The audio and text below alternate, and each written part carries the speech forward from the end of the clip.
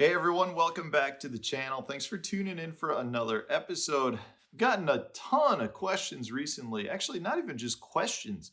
Feels like everywhere I go, people are talking about whether you should use a snap or a loop knot with certain baits. And it's become a really interesting discussion. And I think there's a lot of different ways to go about this. But when I've been asked whether I use a loop knot or a snap, it really comes down to the specific bait.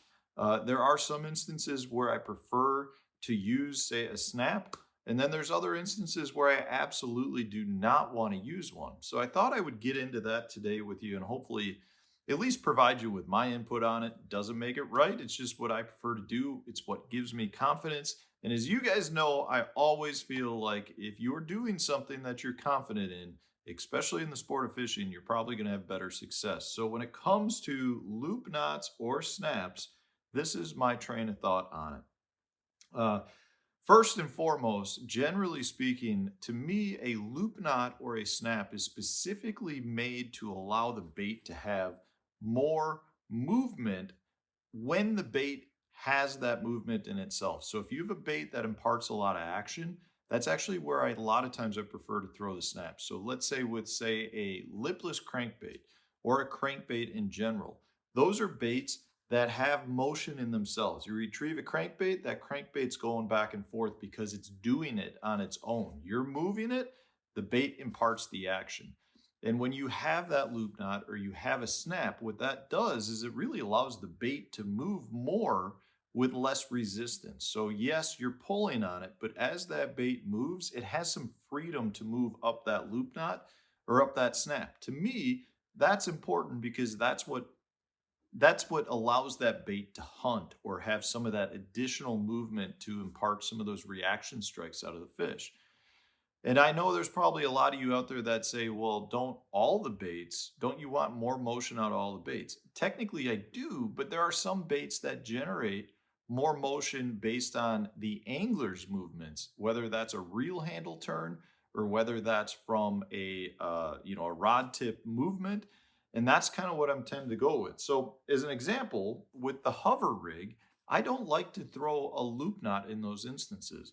I like to tie direct to it. And a couple of reasons for that. One, when you've got a 90-degree jig head like this on the hover rig, what tends to happen when you pull on the bait is the bait then pulls up on itself and therefore puts water pressure down, allowing the bait to move side to side. So if I pop my rod tip, I'm gonna have that rod tip movement travel down my line, hit the hook eye, and at that point, I want there to be a more abrupt movement that's going to create more of a quicker movement in the bait.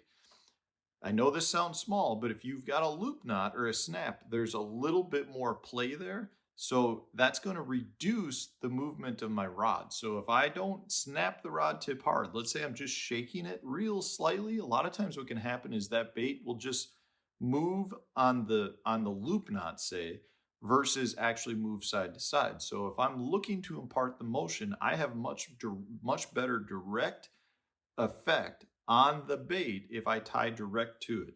Another good example of that is this guy right here. So this is the Berkeley Finisher, and this is a question that I got quite a bit when I did the video that talked about the Berkeley Finisher. I was throwing it late fall here, getting a lot of bites, and a lot of the questions I got was regarding whether or not you should use a snap.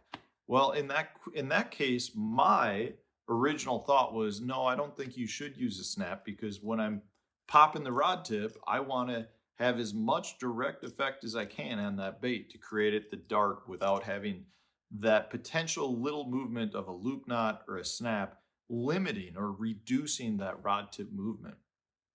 But I was still curious because I was like, you know what? I don't know. The bait does not come with a snap. Generally, I like to think that if a bait is better with a snap, the manufacturer puts one on, but that's not always the case. So I actually reached out to Berkeley and I asked them, I said, hey guys, do you think it's better or not with the snap?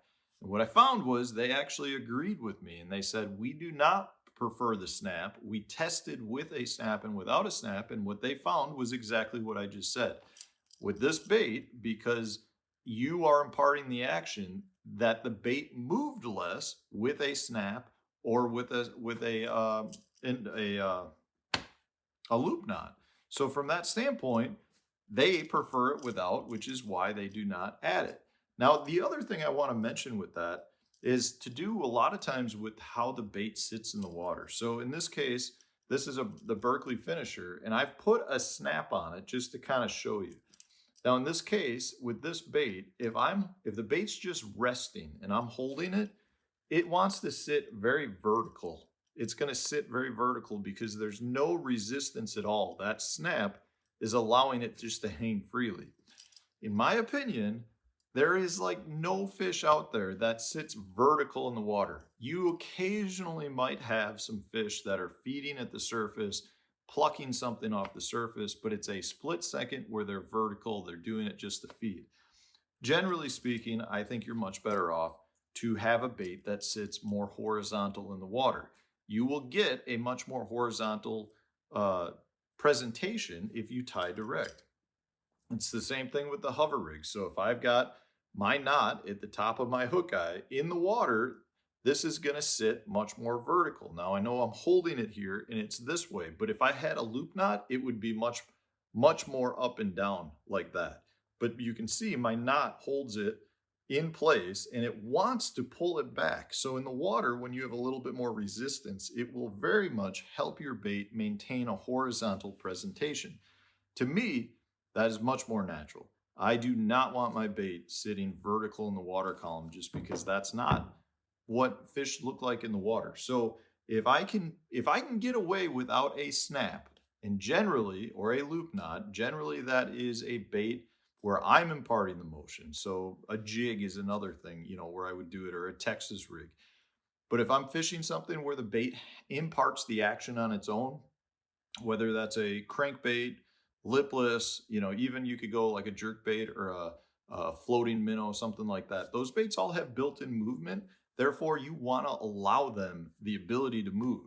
And you're allowing them a greater ability to move with a loop knot or a snap than you are if you're tying direct.